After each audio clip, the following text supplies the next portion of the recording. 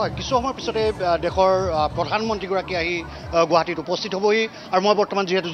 GS ৰোডত উপস্থিত আছোঁ বৰ্তমানৰ পৰিৱেশ এয়া চাৰিওফালে আপোনালোকে দেখা গৈছে যে বিজেপিৰ কৰ্মীসকলে তেওঁলোকে ইয়াত ভিৰ কৰিছে আৰু মই প্ৰথমতে এটা কথা আপোনালোকক দেখুৱাই লওঁ যে কিছু সময়ৰ পিছতে মাত্ৰ এঘণ্টামানৰ পিছতে যিহেতু দেশৰ প্ৰধানমন্ত্ৰীগৰাকী আহি ইয়াত উপস্থিত হ'বহি গতিকে পথৰ দুই কাষে বেৰিকেড বহুৱাই দিয়া হৈছে আৰু আপোনালোকে দেখিছে বৰ্তমান GS ৰোডৰ পৰিৱেশ এয়া কেনেদৰে ইয়াত বিজেপিৰ কৰ্মীসকলে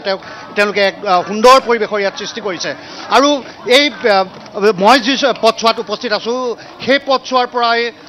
বিজেপিৰ কৰ্মীসকল বা আন দৰ্শনাৰ্থীসকলে তেওঁলোকে প্ৰধানমন্ত্ৰী মোদীক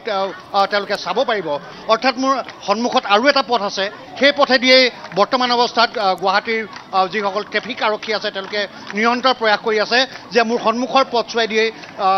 যিটো মোৰ ভিডিঅ' জাৰ্নেলিষ্ট অমিতে দেখুৱাই আছে এই পথছোৱা বৰ্তমান অৱস্থাত যথেষ্ট গাড়ী মটৰৰ ভিৰ দেখা গৈছে চাৰিওফালে যিহেতু বহু পথ বন্ধ কৰি দিয়া হৈছে গতিকে এই গাড়ীবোৰ ওলাই যোৱাৰ পাছতে কিছু সময়ৰ পিছতে হয়তো এই পথ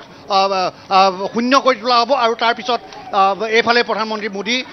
কইনাধৰলৈ পাৰ হৈ যাব বৰ্তমান GS ৰোডৰ এইটো ছাইডত অৰ্থাৎ এই ঠাইডোখৰত বৰ্তমান অৱস্থাত বিজেপিৰ কৰ্মীসকল বা আন লোকসকল আহি ইয়াত সমবেত হৈছেহি আৰু আপোনালোকক মই বৰ্তমান GS ৰোডৰ পৰিৱেশ দেখুৱাব খুজিছোঁ কিদৰে ইয়াত বিজেপিৰ কৰ্মীসকলে তেওঁলোকে প্ৰধানমন্ত্ৰী মোদীক লৈ তেওঁলোকে গান তেওঁলোকে তৈয়াৰ কৰিছে বাইদেউ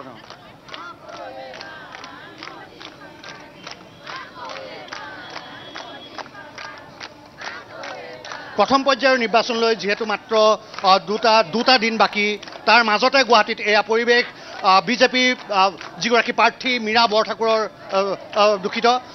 বিজেপি দলৰ যিগৰাকী প্ৰাৰ্থী তেওঁৰ সমৰ্থনত আজি প্ৰধানমন্ত্ৰী মোদীয়ে এক বিশাল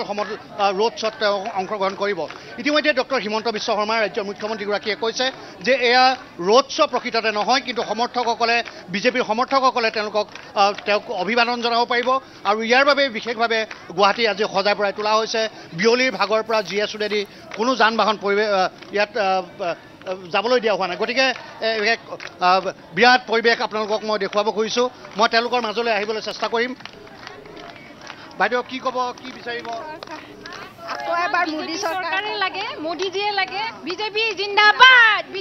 জিন্দাবাদ মোদী চৰকাৰ আকৌ লাগিব আমাক আমি ৰুপিনী গাঁৱৰ পৰা আহিছোঁ মানে উন্নয়নৰ কাৰণে মোদীজীকে লাগে আমাক আকৌ মোদীজী জিন্দাবাদ মোদীক চাবলৈ আহিছোঁ আমি দেখিছে সদায় ব্যস্ত GS ৰোডৰ পৰিৱেশ এয়া কিদৰে বিজেপি কৰ্মীসকলে তেওঁলোকে আহি ইয়াত ভিৰ কৰিছে কেইবাগৰাকীও যুৱ নেতা মই ইয়াত দেখিছোঁ